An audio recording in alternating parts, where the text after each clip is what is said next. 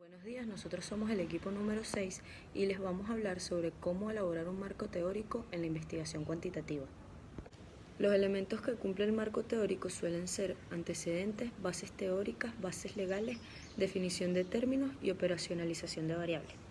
Sampieri y otros autores destacan las siguientes funciones que cumple el marco teórico en una investigación, las cuales son tales como: el marco teórico ayuda a prevenir errores que se han cometido en otros estudios.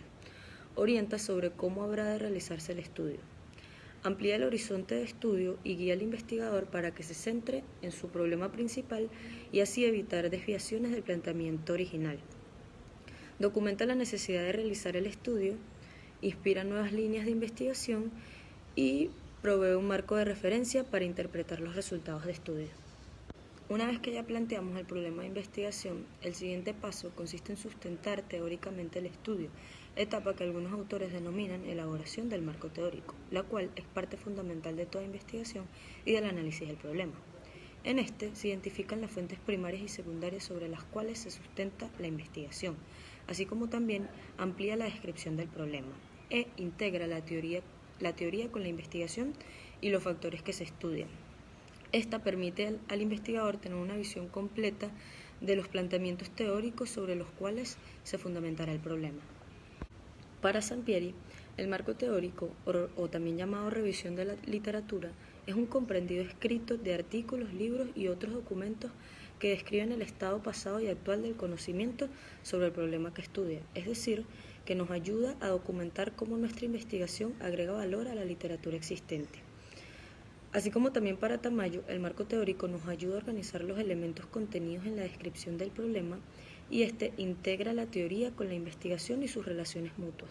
Los antecedentes de la investigación se basan en realizar un análisis crítico para determinar el enfoque metodológico de la investigación, especificando su relevancia y diferencias con el trabajo propuesto. ¿Qué quiere decir esto? Que son aquellos trabajos de investigación realizados los cuales tienen relación con el objeto de estudio que estamos investigando. Los antecedentes deben reforzar los argumentos del autor en cuanto a la importancia del estudio y orientarán al lector sobre lo que se conoce de la investigación o del problema que estamos investigando. Debe incluir comentarios que guarden relación con las metas propuestas del proyecto. Tenemos dos maneras de recabar información para nuestra investigación.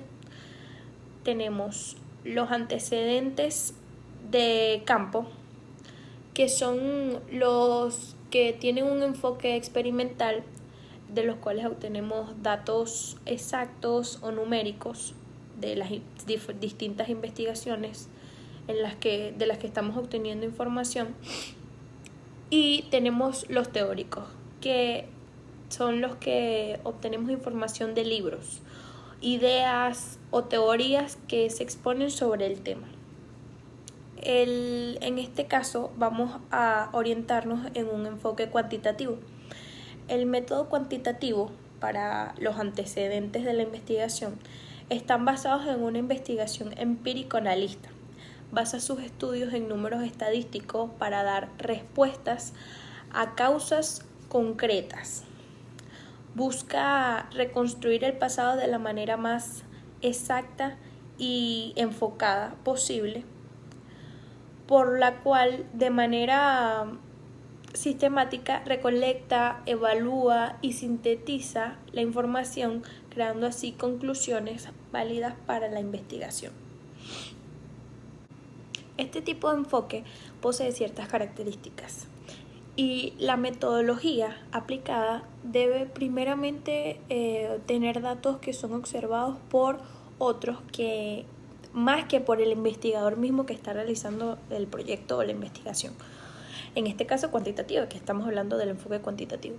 Estos datos son de dos clases de fuentes. Las fuentes primarias, que son derivadas de la observación directa y de acontecimientos por el autor de la investigación, y las fuentes secundarias, que son datos de otros investigadores. Se debe destacar de igual manera que las fuentes primarias son evidencia de primera mano y deben usarse preferentemente en este tipo de investigaciones. También tenemos dos clases, las fuentes deben someterse a críticas y tenemos dos clases de críticas. Las críticas externas, las cuales son muy importantes porque determinan la autenticidad de la investigación. Y las críticas internas, que son examina los posibles motivos, prejuicios o limitaciones del autor. Se debe tomar en cuenta que este tipo de enfoque, la investigación debe llevarse de una manera rigurosa y sin ningún tipo de contratiempos o falsificaciones, distorsión o omitiendo información que sea relevante o muy importante para la investigación. Este tipo de enfoque también posee distintos métodos de investigación. Tenemos la investigación descriptiva, que es un análisis de datos con el fin de buscar factores, características, otros rasgos importantes con el tema a analizar. La investigación analítica, en la que se seleccionan las variables y se establece una hipótesis. La investigación experimental, que es en la cual dividimos a la población de manera aleatoria. Y la investigación semi-experimental, en la que se eligen los componentes de cada grupo según las variables establecidas para la selección. Buenas tardes, mi nombre es Nicole Sánchez y yo les voy a hablar sobre las bases teóricas y las bases legales. Las bases teóricas, definición según Haya 2006, las bases teóricas se refieren al desarrollo de los aspectos generales del tema, que comprende conceptos y proporciones que constituye el punto de vista o un enfoque determinado, dirigido a explicar fenómenos o problemas planteados. Para la elaboración de las bases teóricas de la investigación se consideran los siguientes aspectos: ubicación del problema en un enfoque teórico determinado, relación entre la teoría y el objeto de estudio, posición de distintos autores sobre el problema u objeto de investigación, y adopción de una postura por parte de la investigación, la cual debe ser justificada. Las bases legales. Las bases legales, según Villafranca D. 2002, se refiere a las leyes que sustentan de forma legal el desarrollo del proyecto.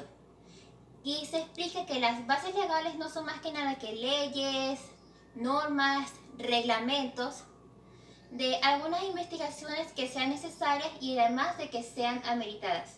La definición de términos.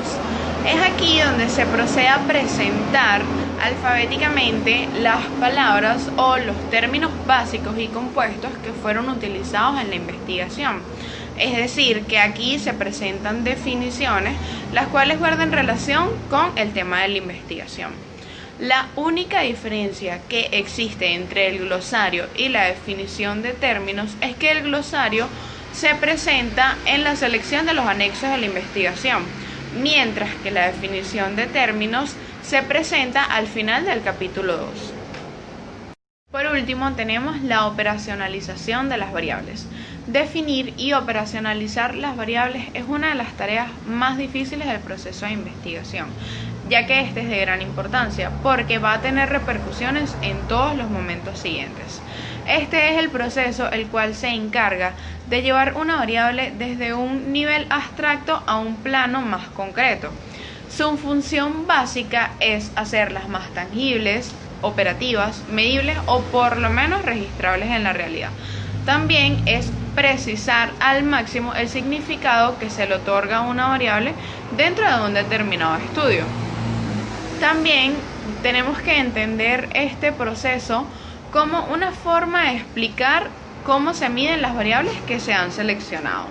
Básicamente, la definición conceptual de la operacionalización de las variables es una abstracción articulada en palabras para poder facilitar su comprensión y su adecuación a los requerimientos prácticos que tiene esta investigación.